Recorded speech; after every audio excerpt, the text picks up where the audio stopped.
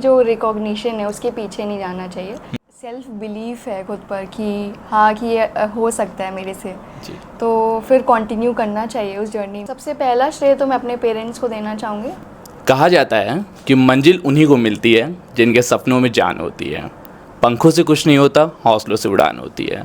नमस्कार, मैं आदर्श the Gorakhpur times से। अभी हाल ही में यूपीएससी के रिजल्ट्स घोषित हुए हैं, जिस रिजल्ट में टॉप 10 में 9वीं रैंक लाकर गोरखपुर का डंका बजाने वाले नौशीन आज हमारे साथ हैं। वो आपको बताएंगी कि जैसे उन्होंने तैयारी की, उन्होंने प्रारंभिक शिक्षा 12वीं तक की रैंपस से ही की है, तो वो बताएंगे कि कैसा उनका सफ़र रहा। उन्होंने चौथे अटैम्प्ट में यूपीएससी क्लियर किया है, 9 रैंक लाया है। तो अब तक का कैसा सफ़र रहा, कैसा समर्थन रहा, ये बताएंगे।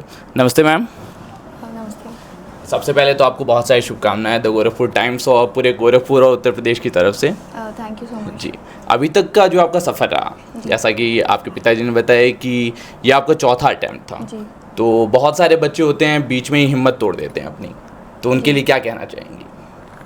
मैं यही कहना चाहूँगी कि अगर सेल्फ बिलीफ है खुद पर कि हाँ कि ये हो सकता है मेरे से जी। तो फिर कंटिन्यू करना चाहिए उस जर्नी में, भले ही कितने भी सेटबैक्स फेलियर्स देखने को पड़े, बट कभी ऐसे हिम्मत नहीं आनी है।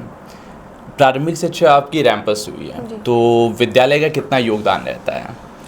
ये विद्यालय का तो बहुत बड़ा योगदान मैं कहूँगी। जो बेसिक जो एक बेस होता है वो स्कूल्स ही प्रोवाइड करते हैं। तो मुझे याद है कि मैं स्कूल्स में डिबेट किया करती थी, तो उसकी वजह से मेरी जो स्पीकिंग स्किल्स थी वो शायद जो डेवलप हुई थी वो मेरे इंटरव्यू में काम आई। जी। और बाकी टीचर्स ने जो जितना सपोर्ट किया, जितने अच्छे से पढ़ाया, वो बेसिक कॉन्सेप्ट्स हर जगह यूज़ होते हैं, वो फिर उसके ऊपर ही बिल्डअप होता है। तो स्कूल का बहुत बड़ा योगदान रहा है। बेशक ही ये जो समय है वो सबके लिए खुशी का बहुत माहौल है, चारों आपके पूरे क्षेत्र में, पूरे प्रदेश में खुशी का माहौल फैला हुआ है। तो इस सफलता का जो सबसे बड़ा श्रेय है वो आप किसको देना चाहेंगी? सबसे पहला श्रेय तो मैं अपने पेरेंट्स को देना चाहूँगी, जी। जिन्होंने हर फेलियर के बाद भी मुझे पूरा इक्वली सपोर्ट किया।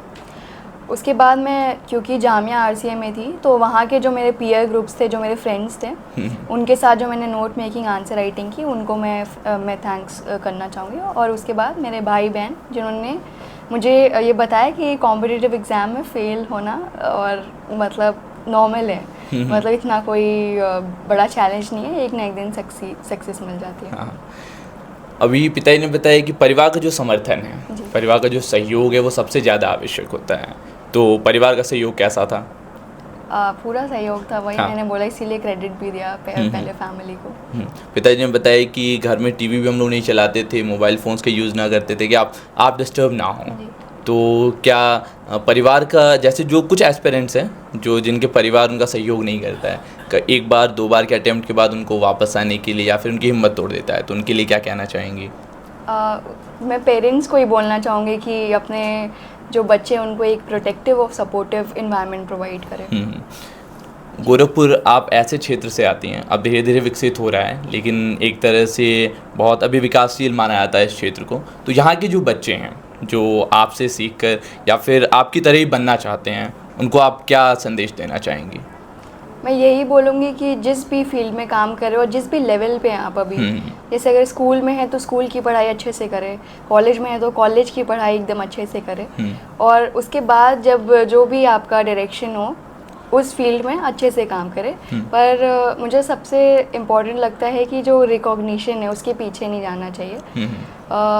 क्योंकि मतलब मैं अपना कहूँगी, मैंने सोचा था कि मेरी कोई ऐसे नॉर्मल रैंक है कि मैं अंदर रहूँगी। मैं ज़्यादा किसी को दिखाऊंगी नहीं कि यार मेरी ये रैंक है, ये रैंक है। वो अलग बात है कि अब सिंगल डिजिट रैंक हो गई तो इतना सब कुछ करना पड़ रहा है।